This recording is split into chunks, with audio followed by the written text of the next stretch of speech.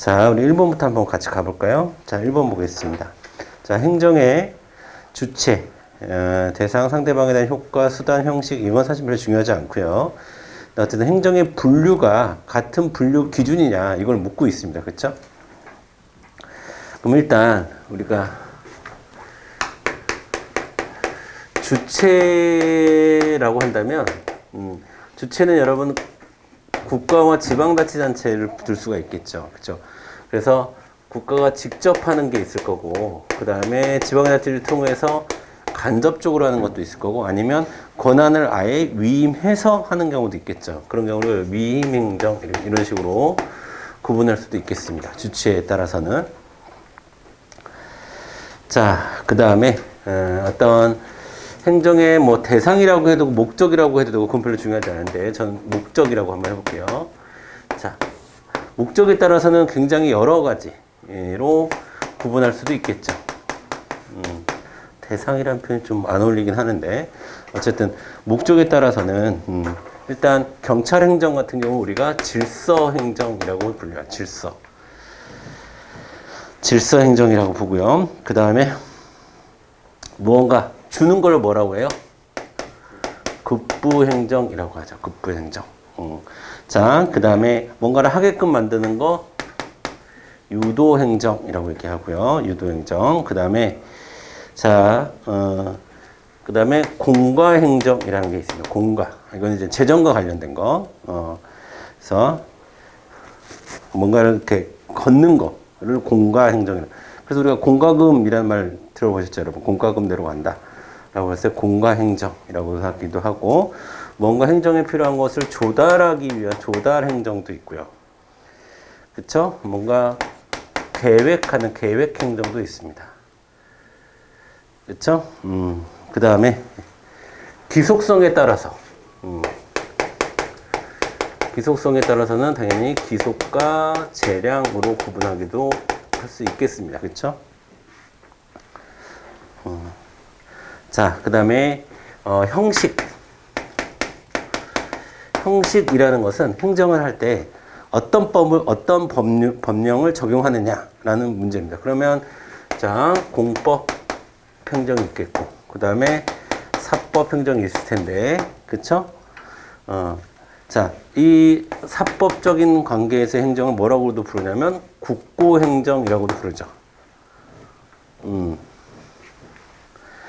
국고행정이라고도 불러요. 그 다음에 제일 중요한 건 이거죠, 여러분. 효과. 국력에 미치는 효과. 자, 침익적 혹은 침해적 행정이 있을 거고, 그 다음에 이로움을 주는 수익적 행정이 있을 거고, 그 다음에 여러분 복효적 행정이라는 게 있습니다. 이 복효적 행정이라는 것은 두 가지 의미가 있습니다. 여러분 복효적이라는 것은 하나는 혼효족이라는 표현이 있고요. 또 하나는 제3자효.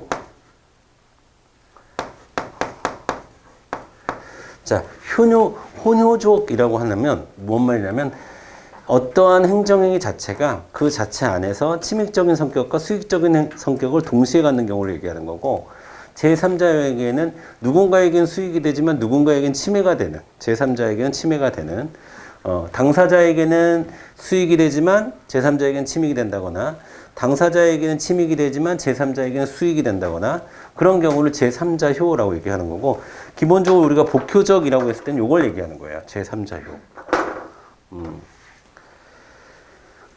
되셨죠? 그런 의미에서 보면 지금 분류 기준으로 보면, 물론 그리고 또 효과적인 측면에서는 뭐 권력적이냐 비권력적이냐 이렇게 나눌 수도 있겠죠. 그런데 지금 같은 기준으로만, 분류 기준으로만 묶은 것은 복효, 위임, 공법, 이거는 다 분류가 다르죠. 그렇죠?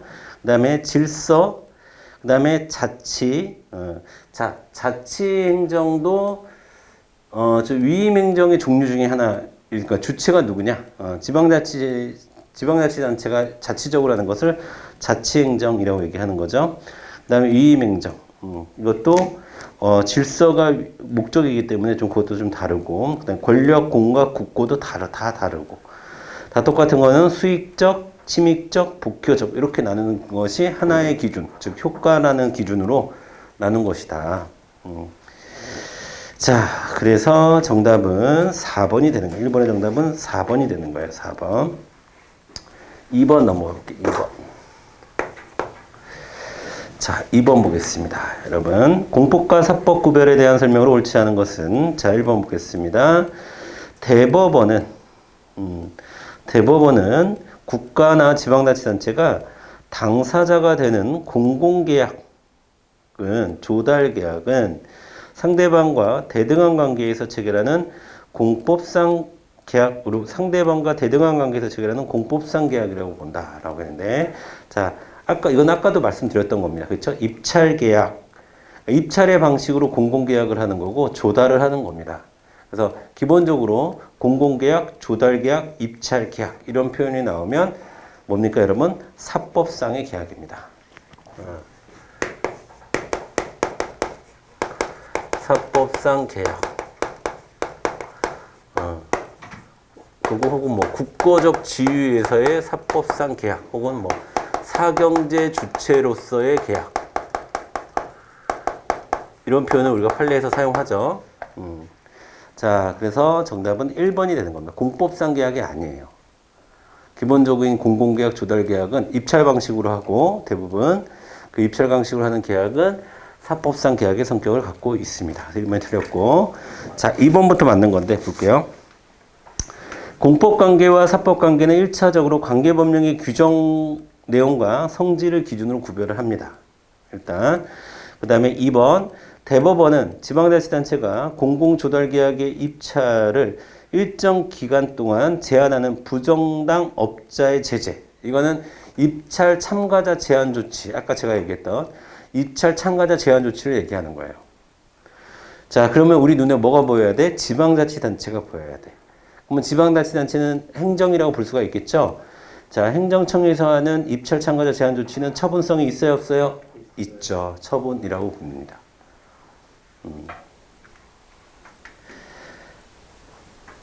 자, 4번 보겠습니다. 4번은 여러분 따로 좀 알아두세요. 이거는 자주 나오는 판례는 아닌데 실제로 기출에도 있습니다. 자, 석탄 가격 안정지원금 지급 청구권은 공법상 권리라고 봅니다. 법령에 의한 공법상 권리라고 보고, 이것을 다툴 때는 당사자 소송으로 다투게 됩니다. 자, 그래서 정답은 1번으로 가주시면 되겠고, 그 다음에 신뢰보호 원칙 3번 가도록 하겠습니다. 자, 1번 볼게요. 헌법재판소의 위헌 결정은 행정청이 개인에 대해 신뢰의 대상이 되는 공적 견해 표명이라고 보지 않죠. 그쵸? 그리고 그 결정에 관한 한 개인의 행위에 대해서는 신뢰보호 원칙이 적용되지 않습니다. 자, 위헌 결정.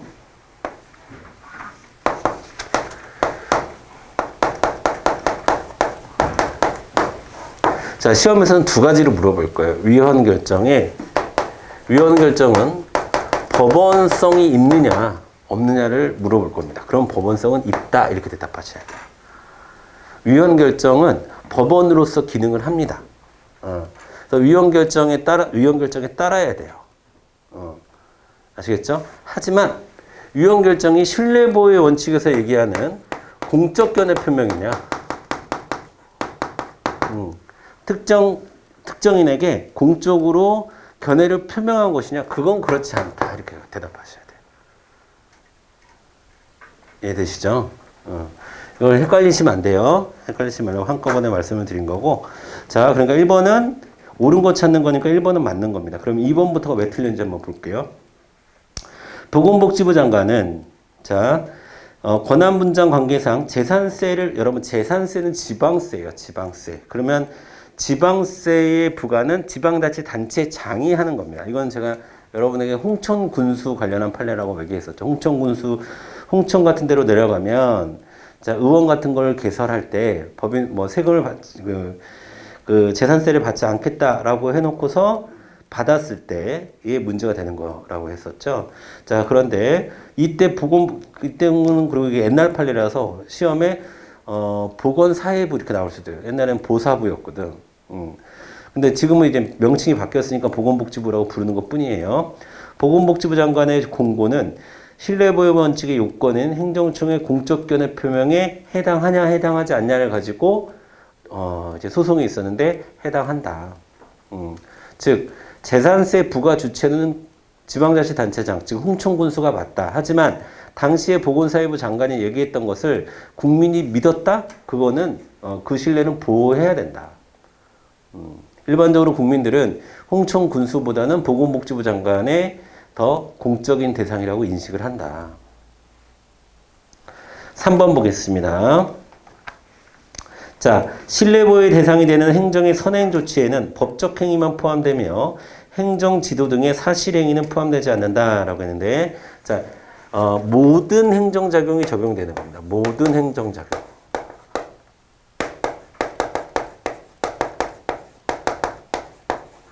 자, 모든 행정작용이 선행 조치에 해당할 수 있습니다. 4번.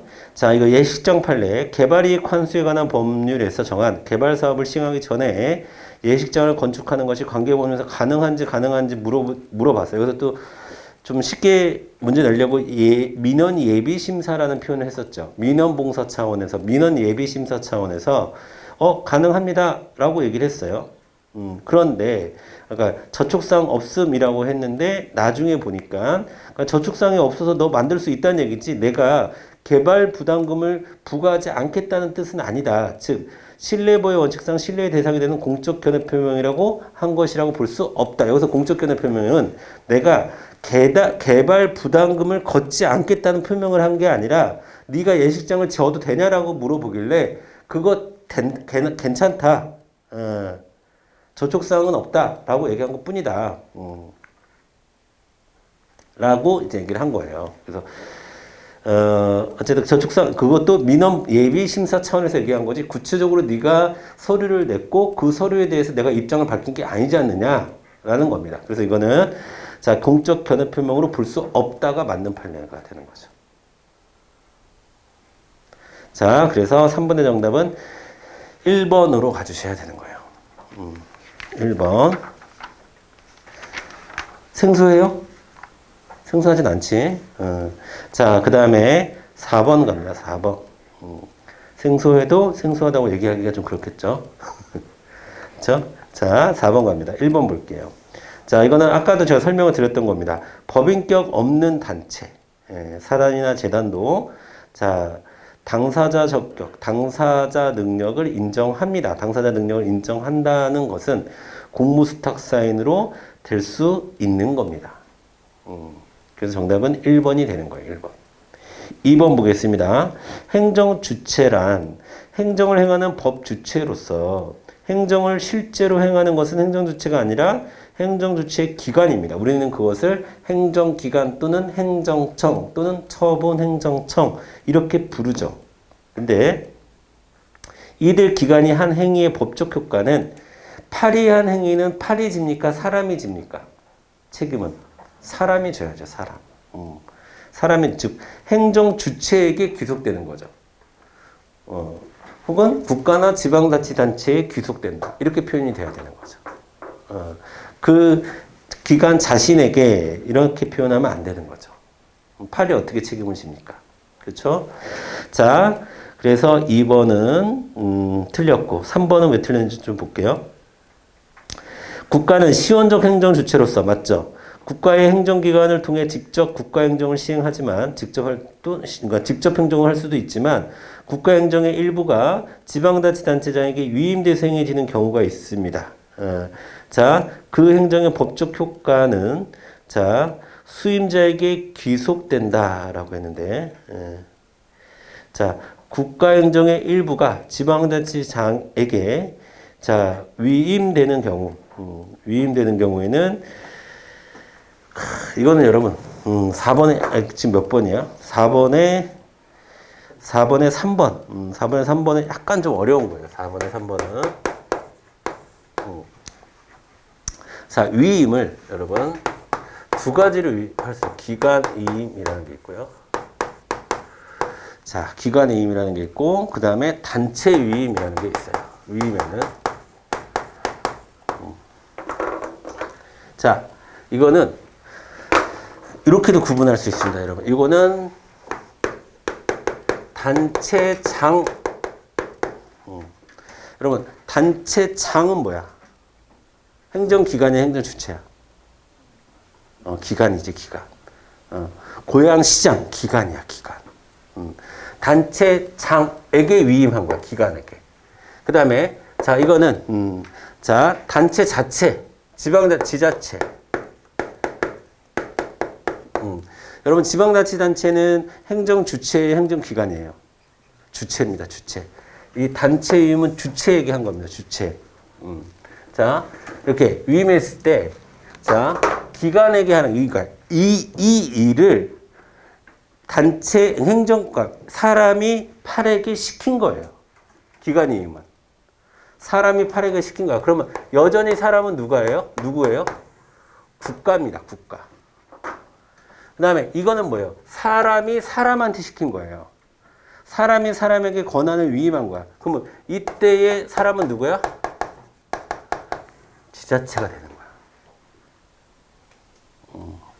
되셨죠? 이건 약간 좀 세부적인 내용인데. 자, 그러면 지금 다시 한번 읽어볼게.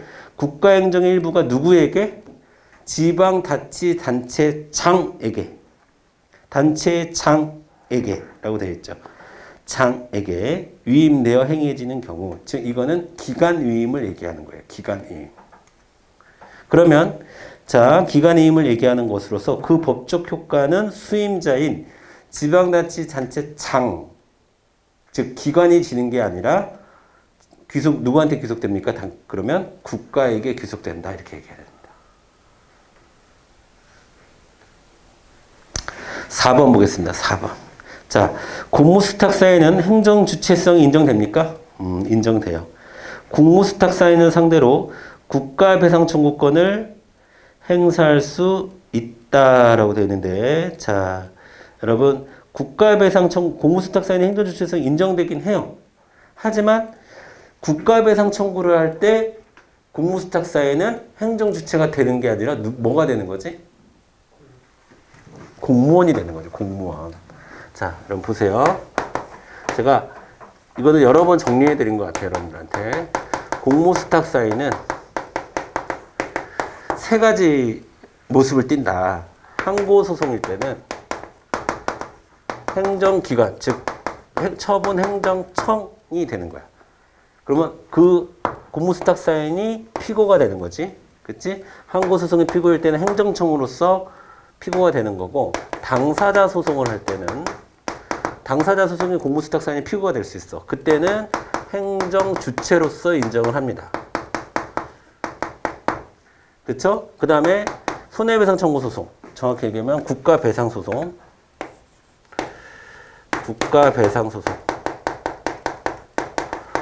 소송일 때 공무수탁사인은 행정주체나 행정청이 아니라 공무원의 지위를 가져요.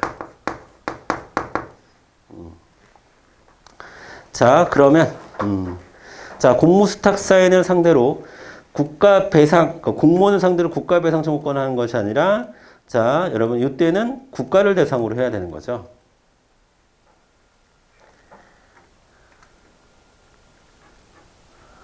이때 공무수탁사에는 다만 공무원으로서 지위를 가질 뿐이다.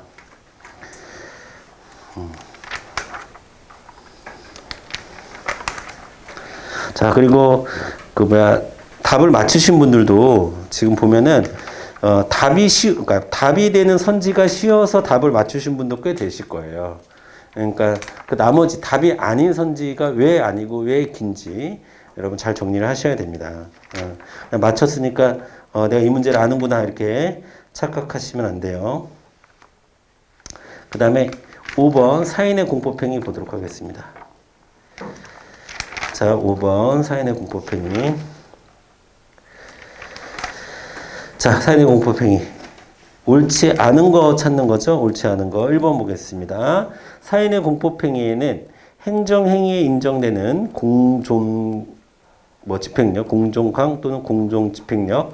자, 이런 거 인정됩니까? 안 됩니까? 안 되지. 이건 처분이 아닌데. 자, 처분은 이거는 사인이 갖는 공법행위고, 자, 아무리 공법행위를 할지라도 지금 행정청이잖아, 사실은. 처분성은. 그러니까 이건 처분에게 인정되는 겁니다. 그래서 1번은 틀렸고요. 그러니까 인정되지 않는다라고 했으니까 맞았고요. 죄송합니다. 두 번째. 공무원이 사직 의사표시의 철회나 취소는 그의 터잡은 의원 면직 처분. 의원 면직 처분이 뭐라고 그랬지? 네가 원하니까 잘라줄게 라는 처분이에요. 의원, 네가 원했기 때문에 내가 잘라줄게, 면직해줄게. 그러면 네가 의원 면직 처분이 있을 때까지 할 수 있는 것이고 의원 면직 처분이 있고 난 이후에는 철회나 취소할 여지가 없습니다. 그러니까 쉽게 기분 나쁘다고 사표 내지 말아라. 사표 냈을 때 그걸 수리해 주는 걸 의원 면직 처분이라고 하는 거야. 징계하는 게 아니라. 그렇죠? 자, 그런 말씀 제가 드린 적 있죠, 수업 시간에. 그렇죠? 그러니까 2번은 맞는 말 취소할 여지가 없습니다. 3번 민법상 비진의 의사표시. 민법에서는 이건 진심이 아니야. 의사표시를 할 때에 대한 무효 규정이 있는데 그것은 자, 영업재개 신고나 사직의 의사표시와 같은 사인의 공법행위에 적용된다 안 된다? 안 된다. 안 된다. 그쵸? 비진의 의사표시 적용 안 돼요. 행정법에서는, 공법에서는. 자, 4번. 자, 여러분, 의원개설 신고. 아까 우리 의원개설 신고 외웠었죠? 의원개설 신고 수리 요하나 요하지 않나? 수리 요하지 않는 거죠. 수리 요하지 않는 신고이고, 그러니까 신고 필증에 교부가 없다 하더라도, 교부가 없다, 수리 요하지 않는 거니까, 신고만 제대로 됐으면 되는 거 아니야? 그러니까 그 효력을 부정할 수는 없겠죠. 이해되죠? 자, 그래서 5번의 답은 3번이 틀린 겁니다. 3번이. 6번 갑니다. 6번. 자, 6번 볼게요. 자, 다음 중 허가와 관련된 판례 입장은 옳지 않은 것은 이라고 되어 있고, 자, 1번 토지 형질 변경 행위를 수반하는 건축 허가. 자, 그러면 6번은 이 얘기죠. 6번은 자, 건축 허가는 뭐예요? 기속인데, 그쵸? 근데 토지 형질 변경은 뭘까? 재량이죠. 그럼 이게 수반한다고 했으니까 뭡니까? 재량이죠. 기속 플러스 재량은 재량이다. 자, 그러니까 6번에 1번 재량 행위에 해당한다. 이해되시죠? 2번 보겠습니다. 자, 건축 허가를 받은 자가 법에서 정한 착수 기간을 어겼어. 근데 중요한 거는 착수 기간을 어긴 게 중요한 게 아니라 공사에 착수했어요. 자, 착수했어. 그런 경우에 허가권자는 착수 기간이 지났음을 이유로 건축 허가를 취소할 수 없다라고 되는데, 예, 취소할 수 없어요. 아주 특별한 공익상의 이유가 있지 않은 이상. 자, 이미 착수를 했잖아. 이미 공사에 착수를 했잖아. 그러면은 좀 늦었다 하더라도 건축 허가를 취소할 수, 뭐 벌금을 내리거나 뭐 이럴 수는 있을 거예요. 하지만 건축 허가 자체를 취소를 할 수는 없습니다. 착수에 포인트를 두셔야 되고, 그 다음에 3번 보겠습니다. 건축 허가를 할 때 건축 허가서의 건축주로 기재된 자는 당연히 그 건물의 소유권을 취득하며, 맞죠? 이 뒤가 중요한 거야. 중인 건물의 소유자하고 건축 허가의 건축주는 반드시 일치해야 됩니까? 아니죠. 일치하지 않아도 됩니다. 반드시 일치할 필요는 없습니다. 4번, 그러니까 3번이 틀린 거고요. 4번. 식품위생법상 음식점 영업허가는 성질상 일반적 금지를 해제하는 것에 불과한 것이고요. 그러니까 자, 이거는 기본적으로 기속행위겠죠. 기속행위입니다. 일반 음식점 영업허가. 자, 그러니까 허가 신청을 거부할 수 없겠죠. 자, 그 다음에 7번 갑시다. 7번. 자, 주택 재개발 정비조합과 관련해서는 제가 정말 자주 얘기했어요, 여러분들한테. 자, 이제 보겠습니다. 근데 이제 문제는 어떻게 나오나 볼게요. 1번. 재개발 조합 설립. 죄송합니다, 여러분. 인사가 아니죠. 죄송합니다. 인가죠, 인가. 인가 신청에 대한 자, 대해서 행정청에 조합 설립 인가 처분이 있은 이후에 자, 조합 설립 동의 하자가 있음을 이유로 재개발 조합 설립의 효력을 부정하려면 자, 민사소송으로 다퉈야 됩니까? 이거 특허라고 그랬지? 항고소송으로 다퉈야 됩니다. 자, 2번 갑니다. 기본행위 조합 설립 행위가 무효면 그 인가 처분이 설건적 처분으로 의제된다 하더라도 기본행위가 무효야. 그러면 뒤에 있는 게 무효가 됩니다. 여러분. 인가 처분이 뭐 설건적 처분인 건 당연히 맞죠. 하지만 기본행위 하자가 무효면 뒤에 있는 인가 처분도 무효가 된다. 정답은 2번. 3번. 관할 시장 등의 재건축 조합 설립 인가는 불량 노후한 주택의 소유자들이 재건축을 위하여 재건축 조합 설립 보충하여 자, 여기 밑줄로 가야 되지. 재건축 조합 설립 행위를 보충하여 그 법률상 효력을 완성시키는 인가의 성질을 갖는다라고 했는데 다시 한번 말씀드리지만 특허의 성질을 갖습니다. 인가의 성질이 아니라.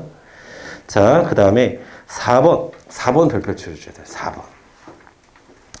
자, 인가의 설건적 성격이 더해진 경우, 즉 인가로 인해서 설건적 행위가 더해졌다는 것은 인가는 기본적으로 설건적 행위이죠. 근데 여기서 설건적 행위가 더해졌다는 것은 인가로 인해서 그러니까 법률 관계가 변화가 생겼다는 거지. 그러면 기본행위의 하자가 있는 경우에는 기본행위를 대상으로 취소나 무효하기 위한 소를 제기해야 된다라고 했는데 이렇게 설건적 성격이 더해진 경우에는 인가를 소 대상으로 해야 된다. 그래서 아까 이거는 관리처분 계획을 얘기하는 거예요. 관리처분 계획에 대한 인가가 있죠. 그러면 관리처분 계획 인가를 가지고 따져야 되는 거예요. 기본행위가 아니라.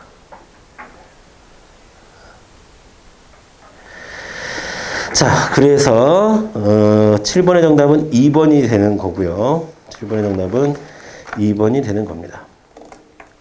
자, 8번 부관에 대해서 볼게요. 부관. 자, 규역본 보겠습니다. 옳지 않은 거. 행정처분에 붙인 부담이에요.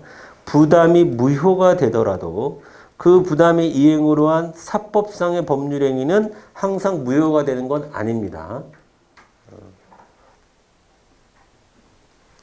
여기서 사법상의 법률행위는 이런 거예요. 부담에서 위생시설을 갖춰라 라고 했어요. 위생시설을 갖추기 위해서. 근데 그게 무효가 됐어. 근데 그렇다고 해서 위생시설을 갖추기 위해서 뭐 환풍기 업자랑 거래 계약을 맺었는데 그것도 무효가 되는 건 아니라는 거지. 사법상의 계약이기 때문에. 뭔 말인지 알겠지? 자, 그 다음에 니은번 보겠습니다. 자, 부담이 붙은 행정행위예요. 부담이 붙은 행정행위는 부담을 이행해야 주된 행정행위의 효력이 발생합니까? 아니죠. 처음부터 효력은 발생합니다. 이게 조건과의 차이죠, 여러분. 정확히 얘기하면 정지 조건과의 차이죠, 이런 게. 자, 처음부터 효력이 발생합니다. 그래서 디귿, 니은번 틀렸습니다. 부담을 이행하지 않았다고 해서 주된 행정행위 자체의 효력이 발생하지 않는 건 아닙니다. 주된 행정행위의 효력은 발생합니다. 부담 이행 여부와 관계없이. 자, 그 다음에 밑에 거. 부담과 조건의 구분이 디귿 명확하지 않을 경우 조건이 당사자에게 부담보다 유리하기 때문에 원칙적으로 조건으로 추정해야 된다. 아닙니다. 부담이 더 유리하죠. 자, 보세요. 몇 번이야? 자, 8번 볼게요. 8번에 디귿번 볼게요, 여러분. 자, 첫 번째. 효력 발생 측면에서. 부담이 유리해, 조건이 유리해. 부담이 유리하죠. 효력 발생 측면에서. 두 번째. 자, 두 번째. 부담은 강제할 수 있나요? 강제 대상이 돼요. 그런 측면에서 부담이 불리합니다. 그쵸? 그 다음에 세 번째.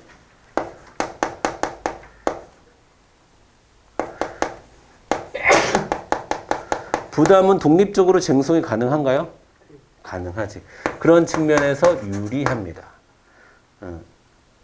그래서 자, 불리한 게 두 개고 유리한 게 두 개니까 국민의 입장에서는 조건이냐 부담이냐 보기가 애매할 때 뭘로 봐줘야 되는 거야? 부담으로 봐줘야 되는 거야. 그래서 디귿번 틀렸습니다. 리을번 볼게요.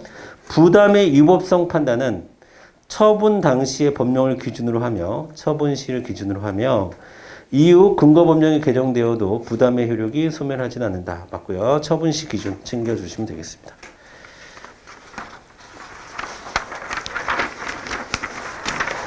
자, 그 다음에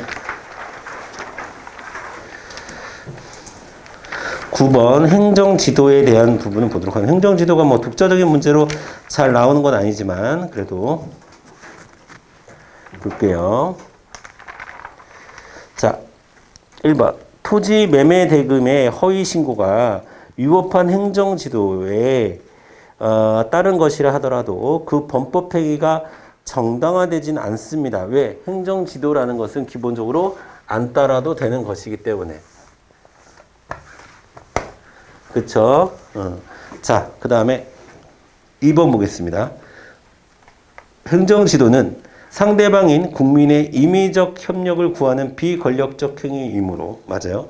국가배상법상의 직무행위에 해당되지 않는다라고 했는데 2번이 틀렸습니다. 여러분, 국가배상법상의 직무행위에는 뭐만 빠지냐면 사경제 주체로서의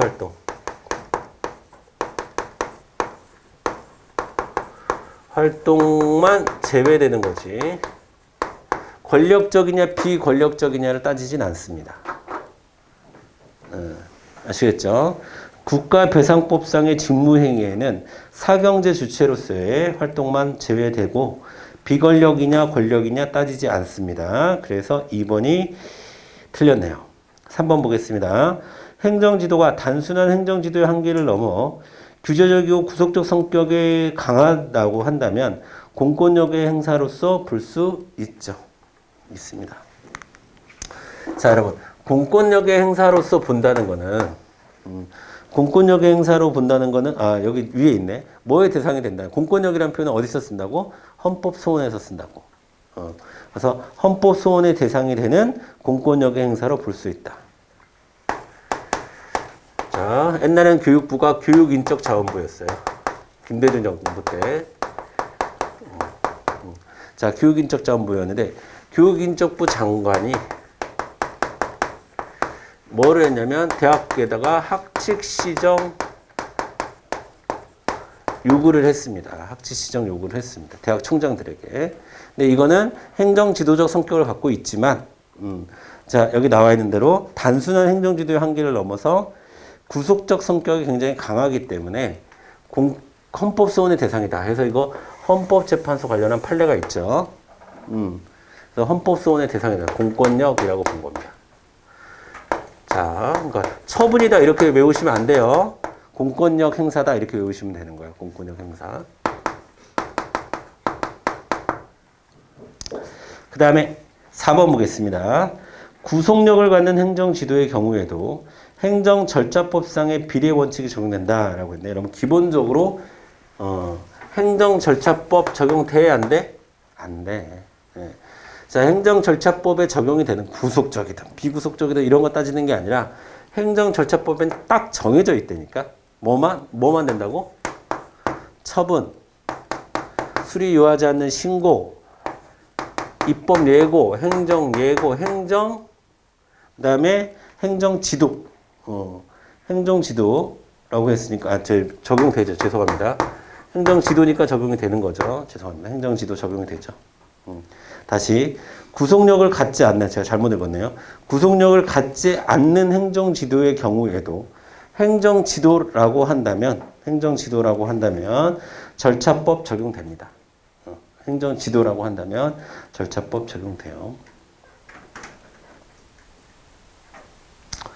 자, 그런 의미에서 맞는 것이다 라고 보면 되고, 그러면 행정계획, 확약, 공법상 계약, 행정조사 이런 거 나오면 무조건 안 된다라고 대답하셔야 돼요. 행정절차법 적용 안 된다. 이렇게 적용을 하셔야 됩니다. 자, 그 다음에 행정절차법 관련한 문제 보겠습니다. 10번. 바로 이어서.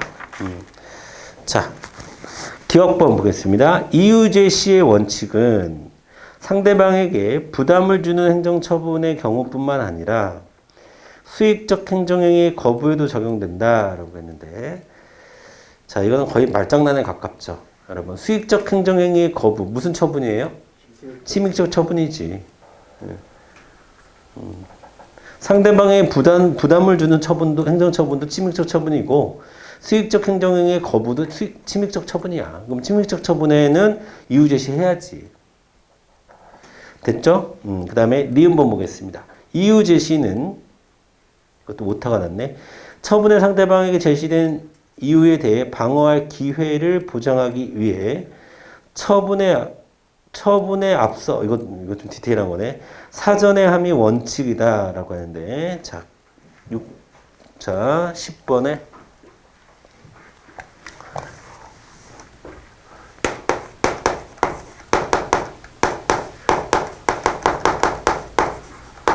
자, 처분 시에 하는 것이 원칙입니다.